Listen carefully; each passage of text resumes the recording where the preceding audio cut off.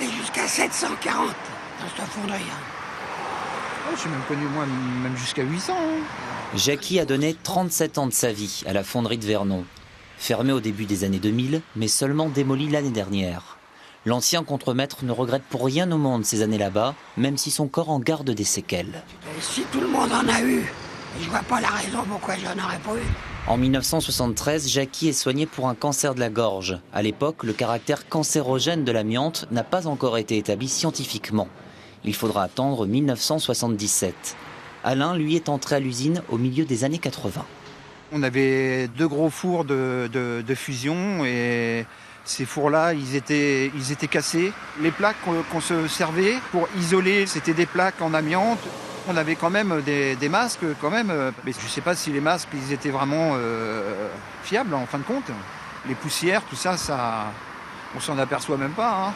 Et ce n'est finalement que l'année dernière, grâce à son nouveau patron, que le quinquagénaire passe un scanner.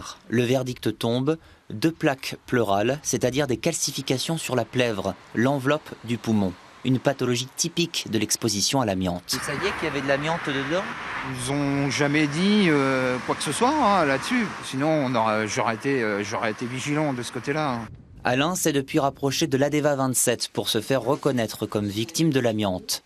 En 2015, dans l'Eure, ils sont 55 à avoir ouvert un dossier avec cette association de défense des victimes.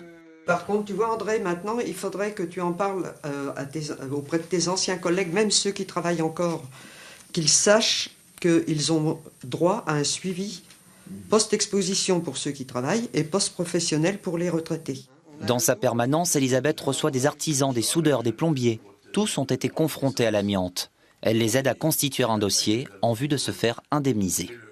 Le parcours est assez long parce que la CPAM, ça demande 6 mois à peu près, puisqu'il y a une enquête qui est faite auprès de l'employeur. En général, c'est toujours le dernier employeur, même si ce n'est pas celui qui a provoqué la maladie de l'amiante, pour prouver qu'il a bien été exposé à l'amiante. J'ai donc eu au moins 6 témoignages qui ont été faits, chose qui a permis d'accélérer le dossier. Nous avons obtenu l'indemnisation par la Sécurité sociale et la FIVA. Le fonds d'indemnisation des victimes de l'amiante, créé en 2001.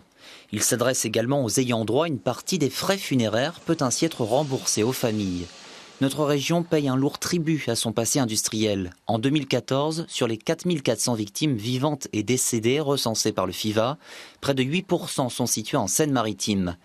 Et c'est sans compter d'autres victimes non soupçonnées. J'avais mon mari qui travaillait lui dans l'amiante.